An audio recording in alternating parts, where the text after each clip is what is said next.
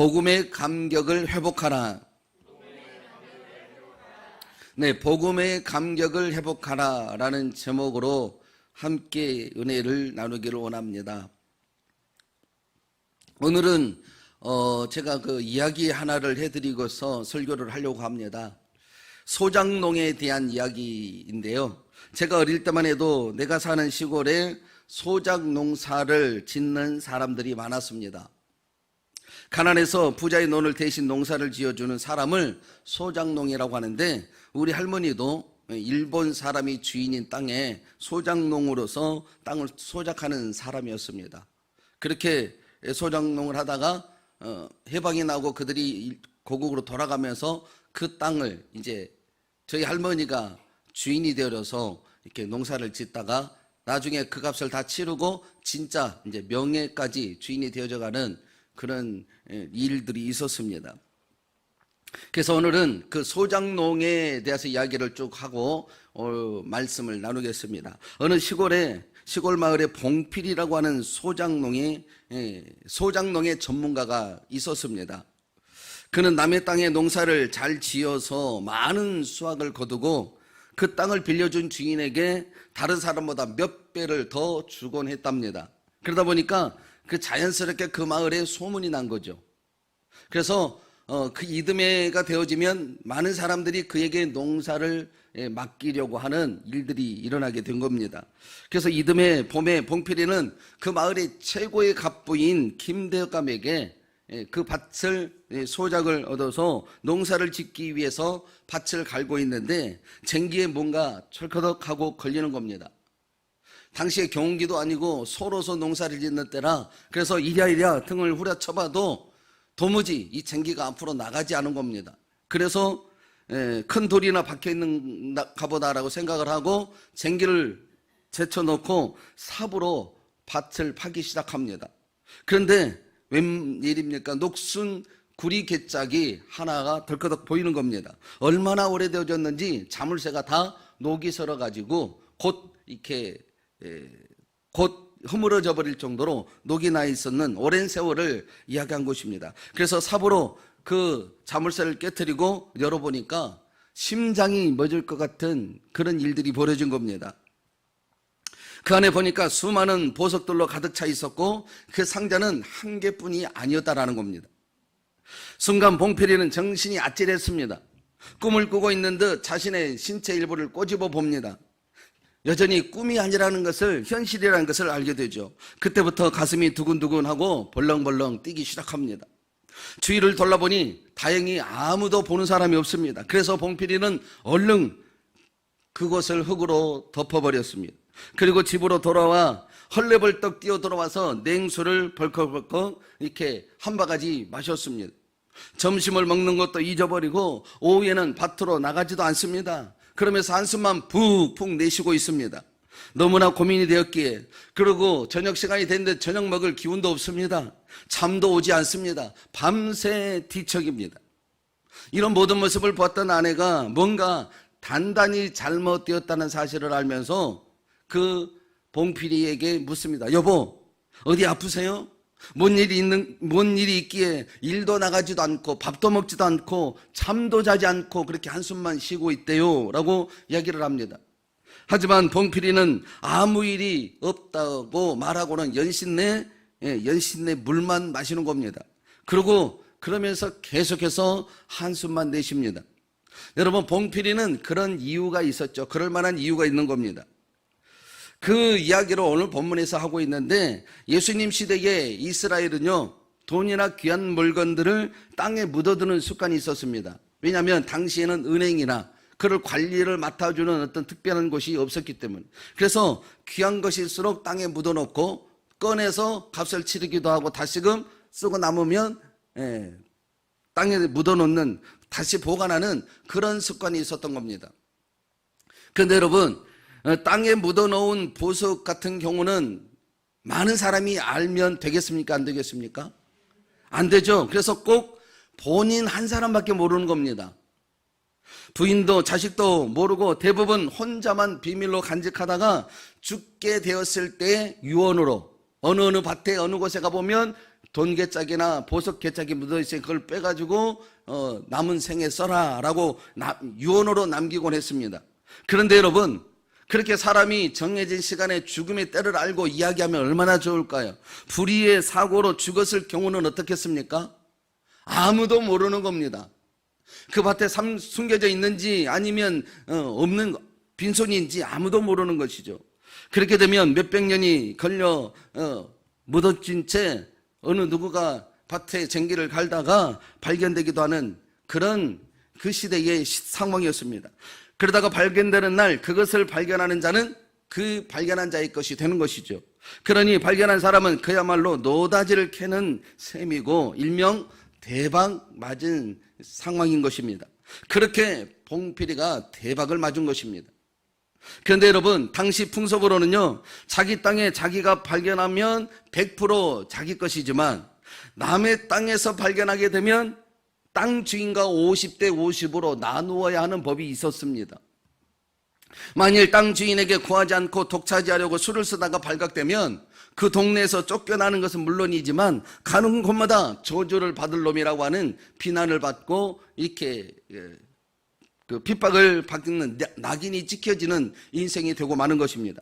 따라서 이것을 합법적으로 자신의 것을 만들려면 반드시 그 밭을 사야 되는 겁니다.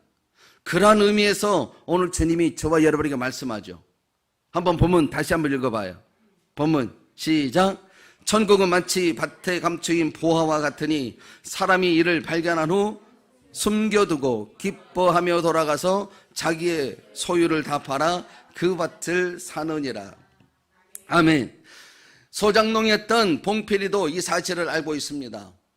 지금 김대감에게 이야기를 하면 50대 50으로 나누어야 된다는 걸 압니다. 그런데 이 김대감이 왜 부자가 됐을까요? 대개 부자가 되는 경우는 뭡니까? 조상이 물러져서 부자가 되는 경우도 있지만 대개 부자들은 욕심이 많아서 부자가 되는 경우가 많잖아요. 그렇죠? 안 그래요? 제가 알고 있는 인생의 경우는 그렇더라고요. 욕심이 많으면 부자가 되는 경우가 있더라고. 대부분의, 그리고 이솝 우화나 우리에게 내려오는 대감집은 대부분 욕심이 많은 사람들이에요. 그렇죠? 이 김대감님도 욕심이 많아요. 그래서 봉필이가 이야기하면 50대 50으로 나눌까요? 절대 안 나눕니다. 이 봉필이도 너무나 그 사람이 50대 50으로 나눠줄 사람이 아니라는 것을 분명하게 알고 있습니다. 그리고 봉필이도 그 김대감에게 50대 50으로 나누고 싶은 마음이 털끝만큼도 없습니다. 그렇다면 방법은 딱 한 가지 뿐이죠. 뭘까요?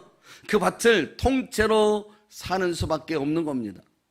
그런데 소장농 주제에 그 밭을 살 돈이 있겠습니까? 더군다나 김대감이 그 땅을 굉장히 아끼는 땅입니다. 그러니 봉필이는 잠을 이루지 못하고 한숨만 푹푹 내쉬고 있었던 것이죠. 그렇다고 아내에게도 말을 하지 못합니다. 자칫 아내가 말을 흘려버리면 그 땅이 어떻게 되겠습니까? 6.25 때 난리는 난리도 아닐 겁니다. 서로 그 밭을 사려고 경쟁이 일어나겠죠. 그러면 많은 값을 주고 사야 되고 또 그것이 김대감에게 들어간다면 그 밭을 절대 살 수 없다는 걸 압니다. 그래서 혼자 끙끙 앓고 아내에게도 이야기하지 못한 채 물만 벌컥 마시고 있었던 겁니다. 그래서 이제 그 다음날 날이 밝자 더 이상 고민하지 않고 봉필이는 그 밭을 사기로 결심을 했습니다. 그래서 김대감을 찾아갑니다. 그런데 김대감이 갑자기 그 밭을 사려는 봉필이를 이해할 수 없었습니다. 그래서 왜 그 밭을 사려고 하느냐고, 게다가 그 밭은 내가 아끼는 땅이라고, 왜냐하면 그 땅에 우리 가족의 몇 자리를 쓸 거라고 하면서 그렇게 나는 팔 마음이 없다라고 단번에 자릅니다. 그러면서 마지막으로 자네가 그 밭을 사려고 하면 돈이나 있어? 라고 자존심을 상하게 하는 거죠. 그렇다고 해서 봉필이가 포기하겠습니까? 절대로 포기할 일이 없습니다. 왜요? 그보다도 훨씬 값진 것이 그 밭에 감추어 있다는 것을 알기 때문이에요. 그래서 봉필이가 어르신 제가 값을 얼마든지 쳐드릴 테니까 그 땅을 파십시오. 몇 자리는 그 옆 땅도 좋지 않습니까? 라고 얘기를 합니다. 그러자 김대감이 이 사람이 안 된다니까? 라고 하면서 약간 말을 흘립니다. 서너 배나 더 준다면 모를까? 그냥은 내가 절대 팔 마음이 없어. 라고 얘기를 하죠. 그러자 봉필이가 그러면 대감님 내가 4배를 드리겠습니다. 라고 계약을 해버렸습니다. 그런데 문제는 지금까지 소장농으로 살아온지라 4배, 그 밭의 값을 4배를 줄 돈이 어디가 있겠습니까? 그러나 봉필이는 그 땅에는 수백 배가, 그보다 수백 배가 많은 값진 보화가 발견했다는 것을 압니다. 그래서 집으로 돌아와서 돈이 될 만한 모든 것을 정리하기 시작합니다.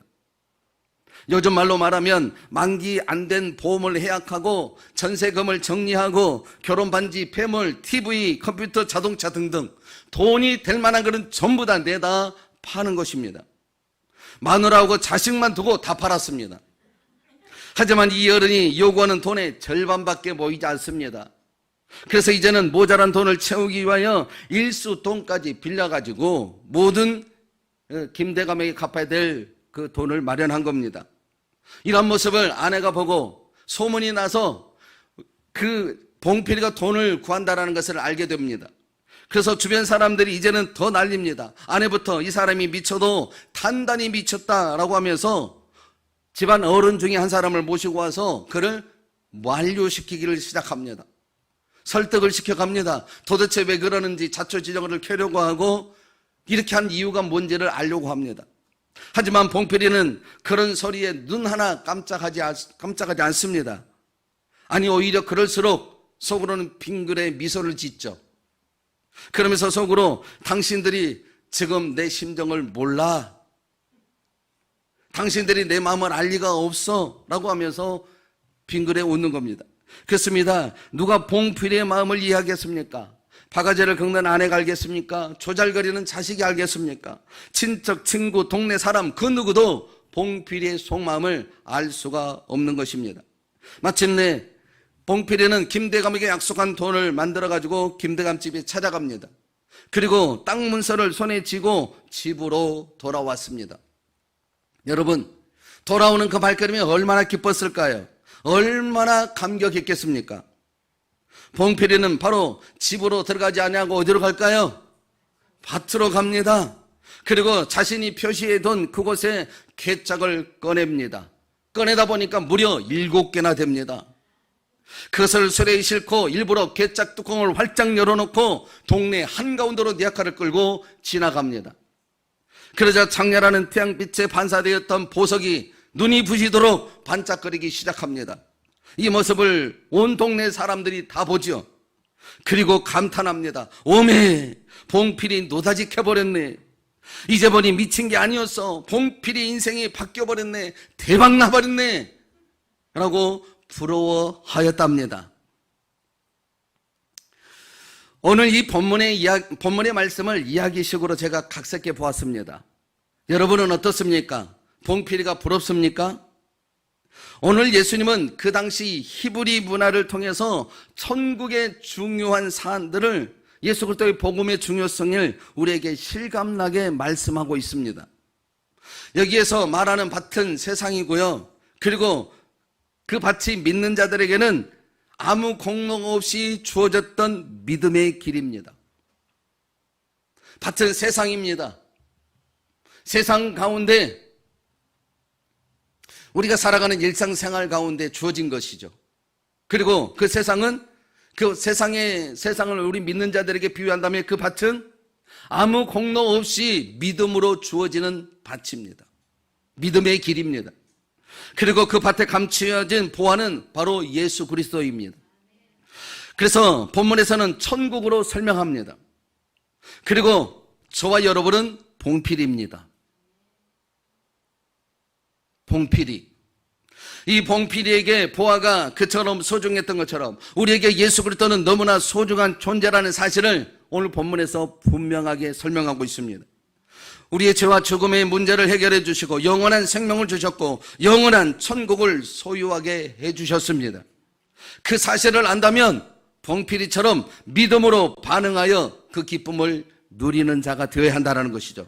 그런 의미에서 묻습니다. 나는 그 믿음의 길에서 보아이신 예수님을 만나고 기뻐하며 감격하십니까?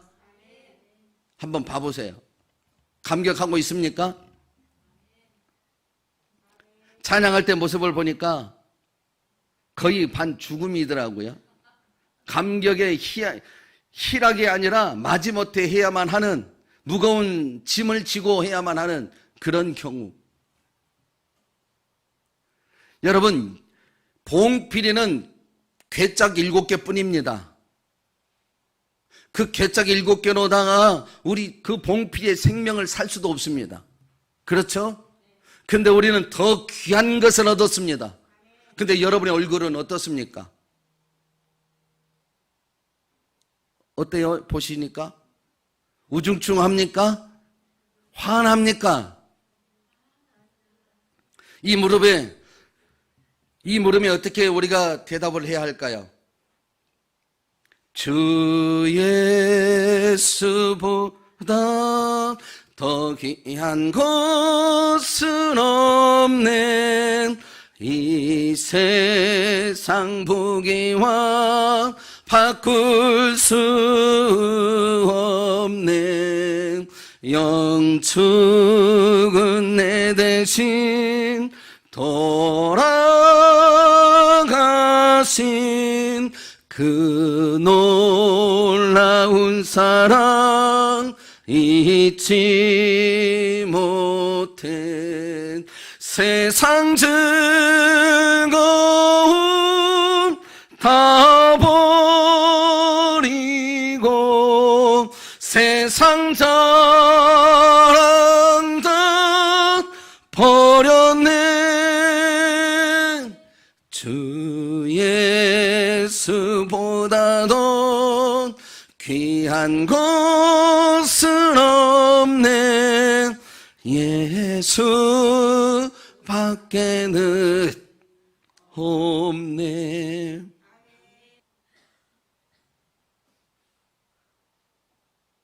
주 예수님보다 더 귀한 것이 없게 여겨지면 봉필이보다도 큰 은혜가 여러분 안에 내재되어 있는 줄로 저는 믿습니다. 사랑하는 성도 여러분, 예수 믿는 우리는 이 은혜로 살아가야 합니다. 우리에겐 이런 은혜와 감동이 떨어져서는 안 됩니다. 날마다 나를 살리시기 위하여 기꺼이 짊어지셨던 주님의 십자가의 능력과 그 사랑에 감동하며 기뻐하는 삶이 되어야 합니다. 그러면서 이웃들에게, 믿지 않는 가족에게 이런 말을 할 수 있어야 합니다. 예수 안 믿고 무슨 재미로 사세요? 교회 안 다니면 무슨 낙이 있으세요? 저처럼 예수 믿고 행복하게 사세요. 기쁘게 사세요. 가치 있게 사세요. 전 예수 믿고 얼마나 행복한 사람이 되었는지 모릅니다. 이게 진짜 전도예요. 적어도 우리에겐 이런 복음의 감격이 있어야 합니다. 그것이 바로 진짜 복음을 알고 누리는 자예요. 그래서 오늘 본문의 제목이 뭐라고요? 복음의 감격을 회복하라. 그 감격이 없이 예수님을 따라가는 것은 내가 모든 짐을 짊어지고 예수님을 따라가는 거예요. 모든 것을 끌어안고 내가 이루기 위하여 따라가는 거예요. 그것을 복음의 삶이라 하지 않고 믿음의 삶이라 하지 아니하고 내가 율법을 이루기 위해 살아가는 율법주의의 삶이라고 얘기합니다. 여러분, 내가 뭔가를 이루고자 할 때에 내 뜻대로 되어지던가요? 계획한다고 이루어져요? 그 계획하는 것에 주 예수님이 동행하셔야 결과가 찾아올 수 있는 거예요. 지금까지 우리의 모든 삶을 통하여 그렇게 알고 느끼고 경험하셨지 않습니까? 그 예수님이 아니면 나는 그 어디에도 기쁨이 없음을 고백하는 거, 그것이 바로 복음의 감격에 회복되어 있는 사람인 줄로 믿습니다. 그렇게 된다면 여러분은 세상에 어떤 기준이 찾아와도 절대로 흔들리지 않는 믿음을 소유하게 될 것입니다. 그리고 이 땅에서 임마누엘 주님과 동행하기 시작합니다. 임마누엘의 동행은 바로 내가 믿음의 반응의 역사가 있을 때 시작된다라는 거예요. 그리고 우리 주님이 재림하시는 그날 여러분의 이름을 호명하실 것입니다. 우리 하나님이 여러분을 보시며 기뻐하실 것입니다. 저는 우리 망미교회 모든 성도가 그 자리에 있기를 소망합니다. 그래서 날마다 우리 주님과 동행하고 주님이 주시는 승리가 내 것이 되어지고 주님이 주신 기쁨이 내 것이 되어지고 주님이 주신 생명이 나의 자랑이 되어져 살아가기를 주의 이름으로 축원합니다. 그런 사람이 복음의 진짜 감격이 회복된 사람인 줄로 믿습니다. 그렇다면 어떻게 해야 그 복음의 감격이 회복된 자로 살아갈까요? 오늘 본문에서 어떻게 해야 그 복음의 감격이 살아갈 수 있는지를 분명하게 말씀하는데, 오늘 말씀드린 봉필이가 무엇을 하다가 밭에 감추인 보화를 발견하게 됐습니까? 그러면 우리에게 복음의 감격이 회복되려면 뭐를 해야 된다는 거, 우리가 밭을 가는 신앙인이 되어야 한다는 거예요. 뭐 하는 사람이요? 여러분, 그러면 한번 다시 묻습니다. 봉필이가 밭을 왜 갈았습니까? 밭을 갈아야 씨앗을 심을 수 있고, 씨앗을 심어서 싹이 나야, 싹이 내고 자라나야 열매를 거둘 수 있기 때문이죠. 그렇죠? 즉 다시 말해서 봉필이에게 밭은 가는 것은 생명과 연결이 되어 있기 때문이라는 거예요. 믿는 자에게 밭을 가는 것은 생명과 연결이 되어 있다는 거예요. 여러분, 그렇잖아요. 밭은 얻어놓기만 하면 저절로 열매가 맺히는 것이 아니지 않습니까? 그것을 갈아엎어서 씨앗을 심어야 비로소 자신이 얻고자 하는 것을 얻을 수 있는 거예요. 우리 신앙도 마찬가지입니다. 하나님께서 우리에게 예수 그리스도를 믿는 믿음의 밭을 선물로 주셨습니다. 그것도 아무 조건도 없이 아무 값도 받지 아니하시고 세상 모든 자에게 동일하게 주셨습니다. 그러면 그 주신 밭을 어떻게 해야 합니까? 거저 받았으니 너무 감사하여 그냥 묵혀만 두면 됩니까? 그런데 세상은요, 거저 주셔서 그런지 예수님을 그저 묵혀만 둡니다. 예수님의 가치를 더 활발하게, 더 가치 있게 활용하지 아니하고 그냥 묵혀만 둡니다. 귀하게 여기지 않습니다. 아니, 믿는 자들이라고 하면서도 자신에게 있었던 이전의 마음을 그대로 둔 채 대충 하루 나왔다가 가는 것으로 신앙의 수박을 겉하는 식으로 신앙생활을 하려고 한다는 겁니다. 그것은 여전히 밭을 받았음에도 불구하고 묵혀두는 인생인 것이죠. 그러니 어찌 예수님이 보화인 줄을 알겠습니까? 묵혀있는 밭에서 봉필이가 보화를 발견한 것이 아니지 않습니까? 여러분, 그렇잖아요. 봉필이가 어찌어찌해서 자신의 소장하는 밭에 보화가 감추어진 지도만 손에 넣었다고 해서, 보물 지도를 가졌다고 해서 그 보물이 자신의 것이 될까요? 그 밭을, 그 지점을 말씀해 준 것을 파서 확인해서 내 것으로 만들어야 그 보물이 내 것이 되는 겁니다. 이 시대로 지금 말씀해 볼까요? 여러분, 휴대폰 동영상 안에 아주 맛있는 레시피가 너무너무 많이 있습니다. 그렇죠? 여러분, 그 레시피가 휴대폰에 들어있다고 내가 그 맛을 느낄 수 있나요? 그 레시피대로 조리를 해서 먹어야 그 맛을 알 수 있는 것이죠. 가마치 통닭이 아무리 맛있게 사진을 찍고 포장을 해가지고 배달의 민족 배민에 올린다 그래도 그 맛을 알 수 있을까요? 그래요. 절대 먹어보지 않으면 그 맛을 알 수 없는 거예요. 마찬가지로 밭의 생명이 아무리 충만하다 하여도 무엇인가를 심지 않으면 우리에게 돌아오는 것은 없다라는 거예요. 그렇죠? 그리고 그 밭에 뭔가를 심기 위해서는 반드시 먼저 해야 될 게 밭을 갈아야 된다라는 거예요. 여기서 갈아엎는다라는 것은 자신의 즐거움이나 유익 그리고 만족을 위해 살아왔던 지난날의 생활을 이제는 청산하고 나를 사랑하시는 예수님을 마음의 중심에 두고 살아가는 것을 말합니다. 삶의 방향을 완전히 바꾸는 거예요. 내 힘으로 부족하면 어떻게 해요? 하나님 내게 주의 능력을 좀 달라고, 주의 은혜를 좀 달라고 기도라도 해야 될 거 아니겠어요? 제가요, 사실 그 찬양을 잘 못합니다. 그래서 제가 전도사 때 일인데 찬양을 이렇게 인도함을 가지죠. 인도함을 가지는데 저보다도 잘한 남자 집사님이 목소리가 좋고 진짜 노래를 잘하신 분이 교회에 오신 겁니다. 담임 목사님이 들어보더니 저를 내리고 그분을 세우시더라고요. 그분이 집사님이신데. 진짜 저는 찬양하고 싶고 하는 내 안에 계시는 그 하나님을 높여드리기를 원하는데 저를 내리고 그분을 세우시니 내가 얼마나 원통을 해. 그래가지고 그때부터 제 목소리가, 왜냐하면 제 목소리는 까치 소리가 난대요. 은혜가 안 된대요. 깍깍 한 것처럼 찬양을 그렇게 한대요. 그래가지고 넌 도저히 안 되겠으니까 내려놔. 노래 잘하는 친구를 세워야 되겠다. 그래서 그때부터 제가 이 목을 잡고 기도를 했습니다. 하나님, 저의 목소리는 까치 소리밖에 나오지 않습니다.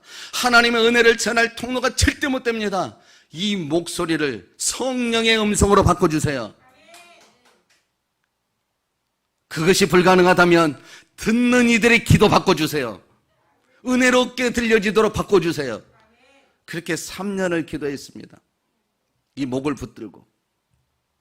그러던 어느 날 여 선지자가 오셔가지고 하시는 이야기가 저에게 하나님이 찬양의 기름 부으심을 주셨다라고 말씀을 합니다. 얼마나 감사하더니 강단에, 아래 강당에 서서 찬양을 하는데 기쁨으로 찬양하면 모두가 다 춤을 추고, 회개송을 찬양을 하면 통곡을 하고 모두가 회개하기 시작합니다. 그러더니 하나님이 운행하기 시작하며 병든 몸을 고치시고 귀신을 쫓아내버리시고 삶에 묵힌 문제를 해결해 나가기 시작합니다. 내 힘으로 부족하면 기도라도 해야죠. 그게 신앙인으로서 밭을 가는 거예요. 우리는 아무것도 안 하려고 해요. 받았으니 그냥 묵혀만 두면 되는 줄 알아요. 그러나 여러분, 우리 예수님이 그를 비유를 들어서 말씀하신 거 보셨나요? 달란트를 맡겼던 주인, 10달란트, 5달란트, 1달란트 그대로 묵혀줬던 그들에게, 그에게 뭐라고 말합니까? 악하고 게으른 종아, 슬피 울며 이를 갈미 있으리라. 여러분, 우리가 믿음의 길을 선물로 받았다고 그냥 왔다 갔다 하는 신앙으로 내 밭을 가려고 하지 아니하고 그렇게 형식만 갖추려고 하는 거, 하나님이 그렇게 책망이 있을 수 있습니다. 철저하게 내 밭에, 인생의 신앙의 밭을 가려고 하는 열정이 여러분 안에 있어야 한다라는 거예요.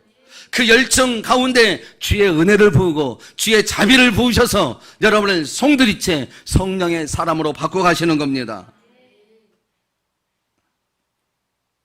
그러한 자에게 부활을 발견한 기회를 주게 되는 겁니다. 다시 말해서 인생의 생명의 길을 여시는 예수님과 동행하고자 하는 삶의 실제가 되기 위하여 내 모든 삶의 방향을 턴하는 겁니다. 그에게 부활을 만날 수 있는 기회가 주어집니다. 그래서 우리 주님은 마태복음 7장 7절로 8절에서 말씀합니다. 한번 읽어보죠. 구하라, 그리하면 너희에게 주실 것이요, 찾으라, 그리하면 찾아낼 것이요, 문을 두드리라, 그리하면 너희에게 열릴 것이니, 구하는 이마다 받을 것이요, 찾아니는 찾아낼 것이요, 두드리는 이에게는 열릴 것이니라. 아멘. 참 어려운 말씀이죠. 그래서 이 말씀을 우리는 많이 묵상하고 외우기도 합니다. 그런데요, 이 말씀을 본 뒤 이방인에게 하신 말씀이 아니라 믿는 자로서 외식하는 자들에게 이르신 말씀이에요. 믿는 자로서 외식하는 자 누구예요? 믿음의 길을 선물로 받았던 그들이 열심히 밭을 가려고 하지 아니하고 형식만 갖추어서 살아가는 그들이에요. 다시 말해서 신앙인이라 하면서도 예수님이 실제가 되지 못하는 자들에게 이르신 말씀이에요. 그러면서 6절에서는요, 6절 한번 읽어봐요. 6절 시작. 거룩한 것을 개에게 주지 말며 너희의 진주를 돼지 앞에 던지지 말라. 그들이 그것을 발로 밟고 돌이켜 너희를 찢어 상하게 할까 염려하라. 염려는 하지 말라라고 성경은 말씀하지만 여기서는 염려하라고 얘기합니다. 여러분, 거룩한 것과 진주는 무엇일까요? 바로 예수님이십니다. 우리로 말하면 예수님으로부터 주어졌던 믿음의 길입니다. 뭐가요? 거룩한 것과 진주요. 우리에게 거룩한 것이 주어졌고 진주처럼 여겨지는 하나님의 은총을 받은 자들이란 말이에요. 그래서 우리는 믿음의 길이에요. 예수님을 통해 얻어진 믿음의 길. 그러면 개와 돼지는 뭘까요? 세상이고 세상에 속한 기준들이에요. 그렇게 예수님을 통하여서 거룩한 진주가 되어졌던 그들이 어디에 속하지 말라고요? 주지 말라고? 개와 돼지에게 주지 말라는 거예요. 그들의 안에 머물러 있게 하지 말라는 거예요. 왜요? 그들이 그것을 밟아가지고 너희를 상하게 한다는 거예요. 즉 육신의 정욕, 안목의 정욕, 이생의 자랑거리로 그 거룩함과 진주를 희석시키지 말라라는 거예요. 그러므로 예수님과 동행하는 삶이 구하고 찾고 두드리는 실제가 되지 않으면 절대로 복음에 감격한 믿음이 있을 수가 없다라는 겁니다. 하지만 예수님은 인격적으로 만나기 위하여 구하고 찾고 두드리는 삶이 된다면, 날마다 실제가 된다면 그때부터 여러분의 인생은 달라집니다. 왜요? 왜 그럴까요? 마태복음 7장 11절에 한번 찾아보시죠. 11절 시작.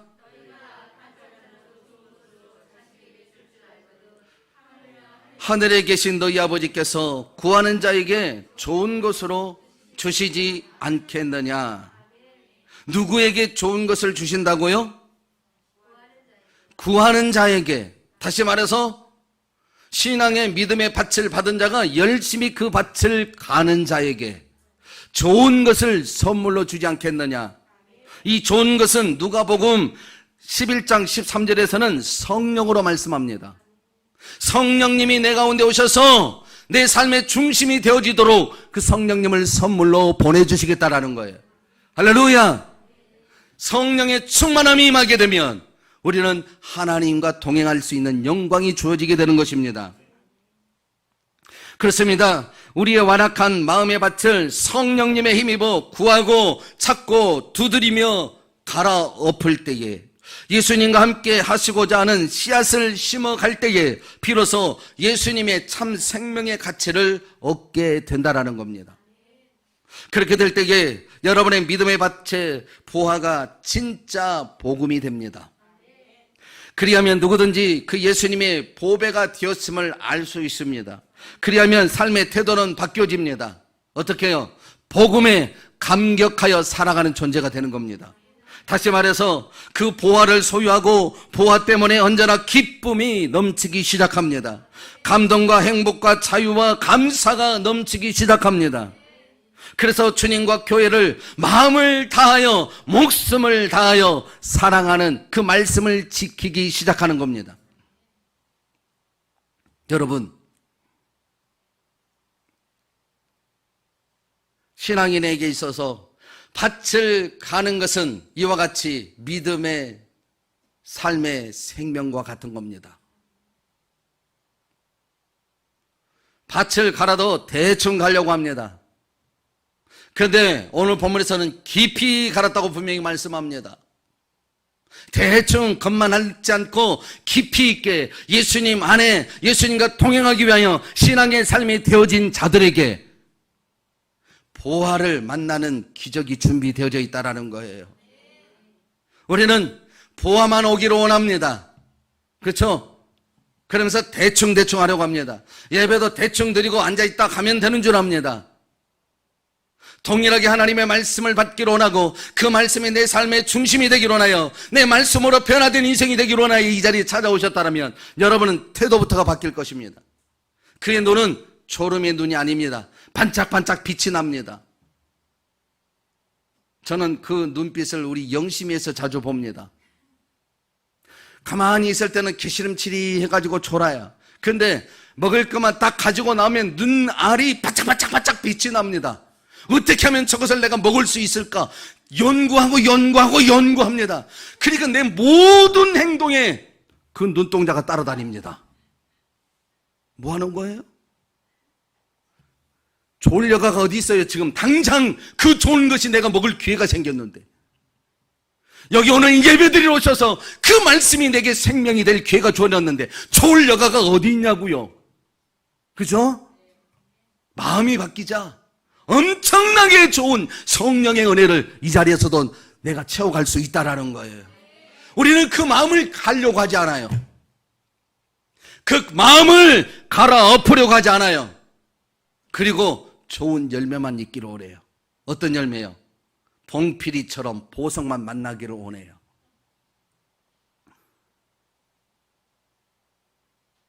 그것은 내가 우연히 샀던 주식이 대박 나는 것과 같겠죠. 그러한 인생이 한 번 있을까 말까 한 건데, 한 번 있을까 말까 한 거는 평생을 중심에 두고 살면 어떻게 될까요? 평생에 있을까 말까 하다가 죽을 수 있어요. 안 올 수도 있잖아요. 꼭 오라는 법이 없잖아요. 그죠? 그렇게 살지 말고 내 완악한 마음을 깨뜨려서 주 예수님 내 마음에 오시옵소서, 그 사랑을 내 가슴에 담으려고 여러분의 마음을 활짝 갈아엎으십시오. 내가 할 수 없다면 기도를 해서라도 주여 내가 그곳에서 감당하기를 원하오니 주여 은혜를 부어 주옵소서. 그게 바로 신앙의 복음의 감격을 할 수 있는 첫 번째 길입니다. 그렇게 되면 우리 봉필이가 대박이 났네 라고 하는 사람들이 점점 많아집니다. 지금 그러지 않겠어요? 구르마를 끌고 갔는데 돈개짝, 보석개짝이 활짝 열려가지고 빛이 반짝반짝해. 그것을 보는 사람들이 뭐라 하겠어요? 이 돈 어디서 났냐? 이 보물 어디서 났느냐? 묻지 않겠어요? 묻지 않겠느냐고요? 물었을 거예요. 우리의 신앙이 그와 같아야 돼요. 복음의 감격이 되면 물을 수밖에 없어요. 내가 참된 맛으로 만족하고 있으면 세상 사람들은 물을 수밖에 없어요.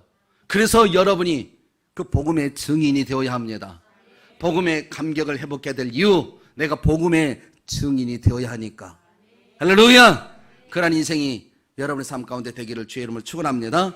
두 번째로 복음에 감격하려면, 첫 번째는 그 밭을 가르는 행동이었고, 두 번째로는 모든 소유를 다 팔아서 그 밭을 사야 한다라는 거예요.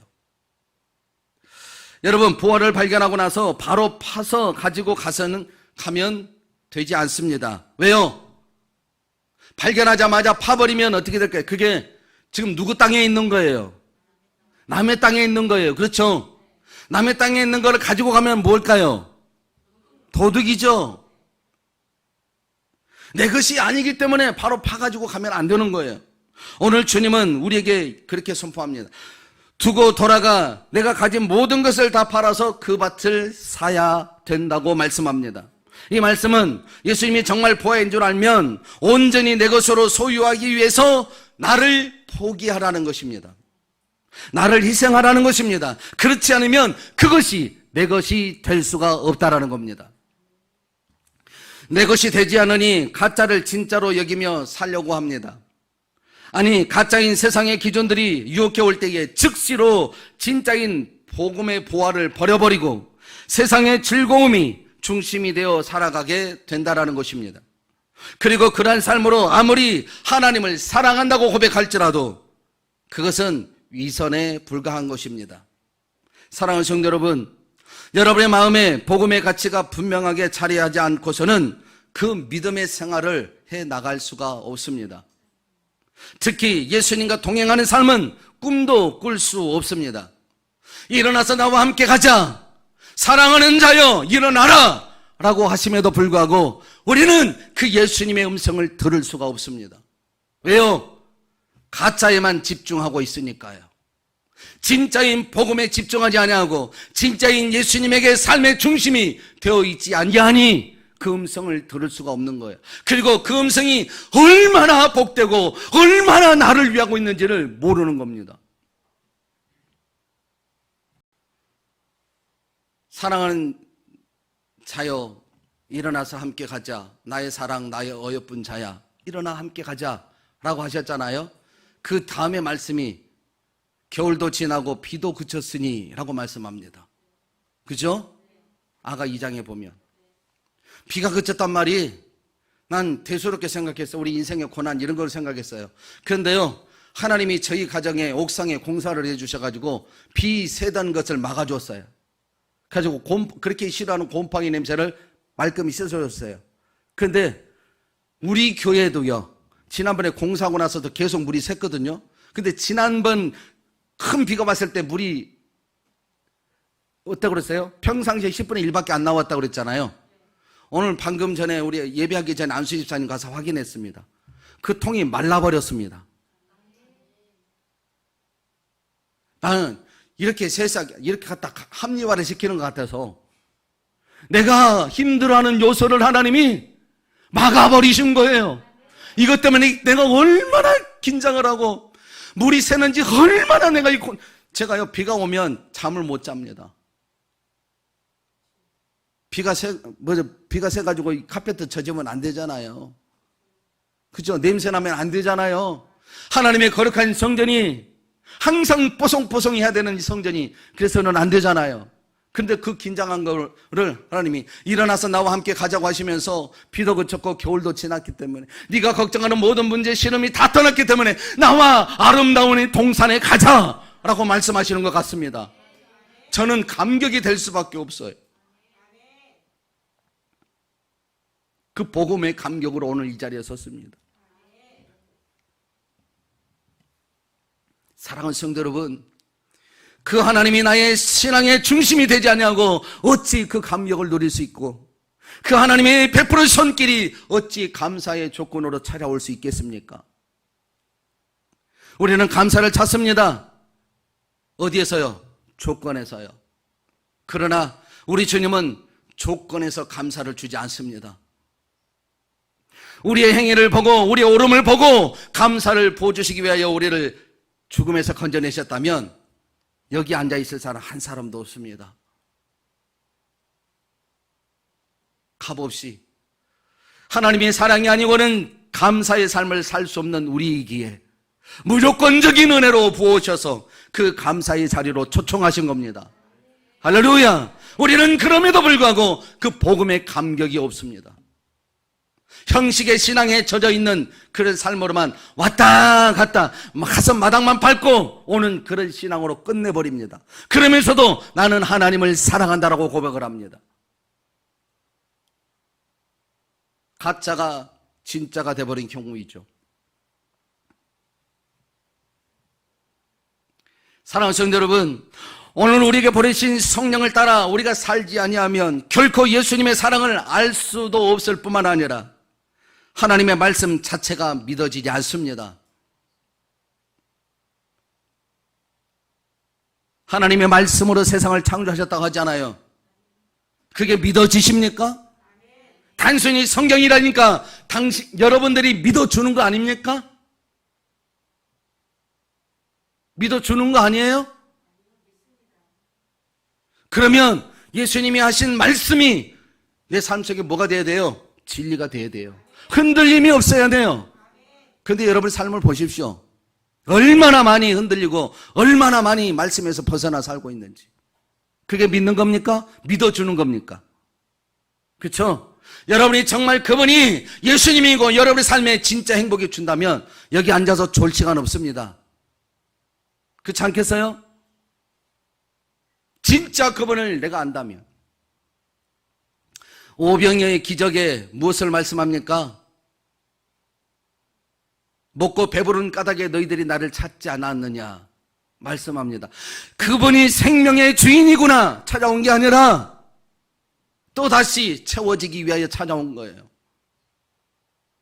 우리는 그렇게 살아갑니다. 예수님이 나를 대신하여 생명의 값을 치르시고 믿음의 길을 열어놓으셨다고 하면서도 내가 살아가는 삶은 예수님과 전혀 동행하지 않는 그런 삶이에요. 내가 중심이 되어 살아가는 삶이잖아요. 그래서 천국을 가려면 그렇게 살아서는 갈 수 없다. 예수님과 동행하려면 그런 삶으로서는 절대 주어지지 않는다. 그래서 뭐라는 거예요? 내 소유를 다 팔아서 그 밭을 사는 것이 되어야 한다라고 말씀한 거예요. 그 밭을, 내 소유를 다 팔아서, 진짜 예수님이 생명이라면 봉필이가 그렇잖아요. 그죠? 제가 봉필이를 소개할 때에 뭐와 뭐만 빼고 다 팔았다고 그랬어요? 마누라와 자식만 빼고 다 팔았어요. 근데 여러분, 내가 예수님을 만나고 나서 여러분 판 것이 뭡니까? 여전히 여러분은 나에게 채워달라고만 하는 거 아닙니까? 내 거를 팔아야죠. 내 거를 포기해야죠. 내 거를 버려야죠. 버리기 위해서 얼마나 노력하냐고, 얼마나 몸부림치냐고. 얻기 위해서는 몸부림을 쳐도 버리기 위해서는 몸부림치지 않습니다. 그죠?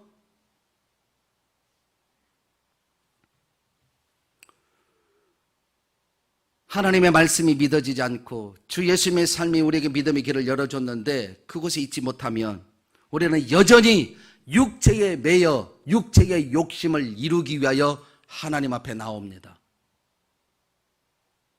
그것은 내가 그렇게 살고 싶지 않아서가 아니라 자연히 우리는 동물적인 감각에 살다 보면 자연히 육체의 소욕을 따라갈 수밖에 없습니다.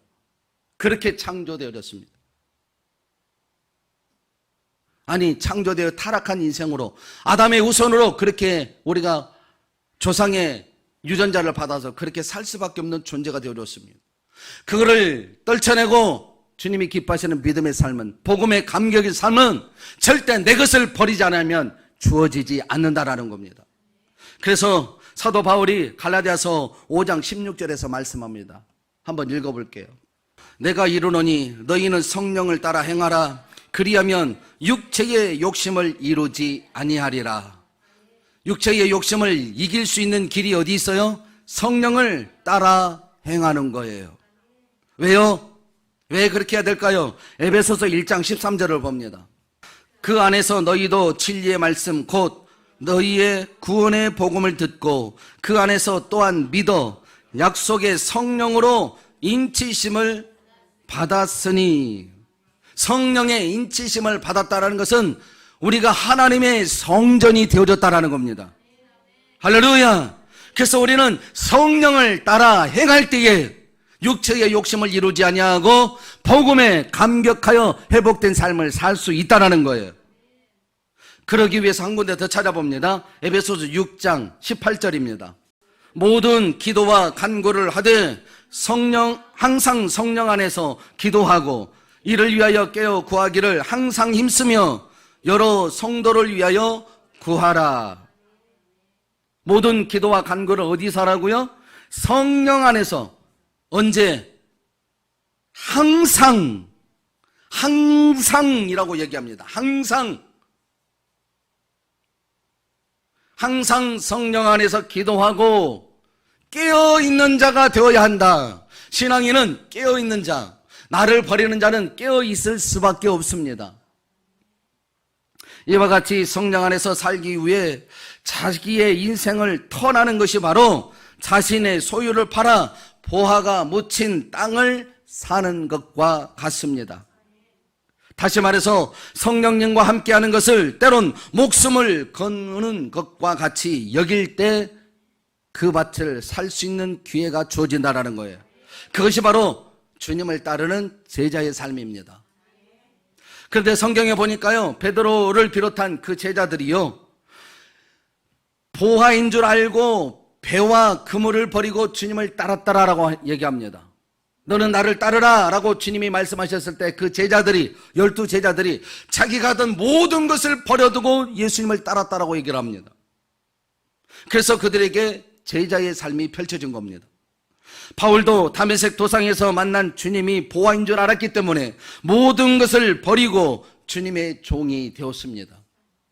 그래서요, 그러한 일들을 사도행전 20장 24절에서 기록해 놨는데 찾아 읽어보겠습니다.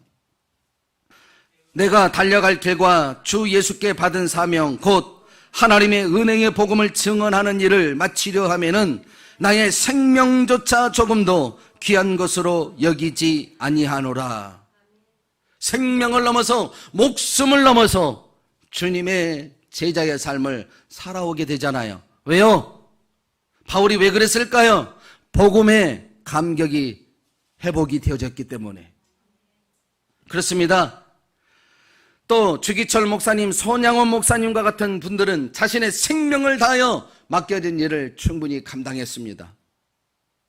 그렇습니다. 진짜 복음을 아는 자는 뭐가 달라도 다릅니다. 그러면 주님의 제자들과 바울 같은 자는 특별하여서 주님이 그렇게 사랑하셨을까요?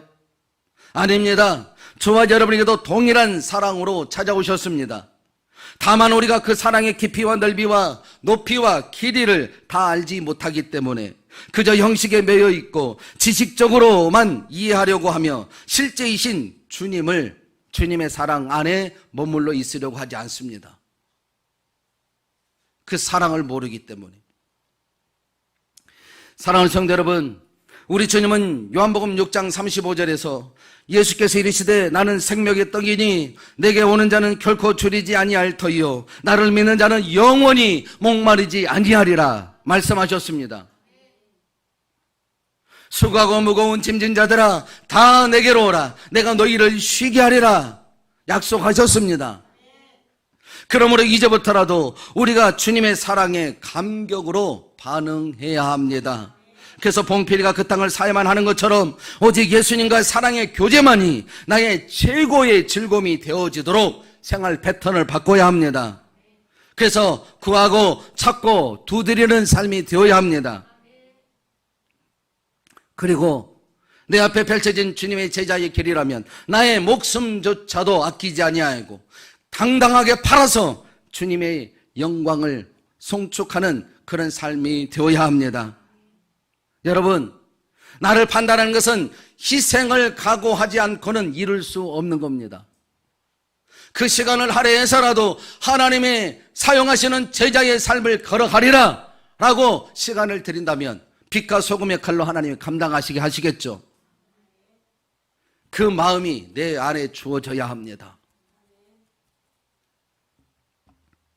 다시 말해서 그저 적당히 예배 생활하는 것이 아니라 내 소유를 다 주고서라도 예수님을 살 수 있는 생활로 턴하시라는 겁니다. 그게 복음의 감격을 회복할 수 있는 유일한 길입니다. 바로 그러한 사람이 복음의 감격을 회복한 사람이며 예수님과 동행하고 이 땅에서 천국을 소유하는 채 살아가는 자가 될 것입니다. 허금정 집사님이 오늘 그렇게 고백하더라고요. 내가 살아가는 이곳이 천국이라고.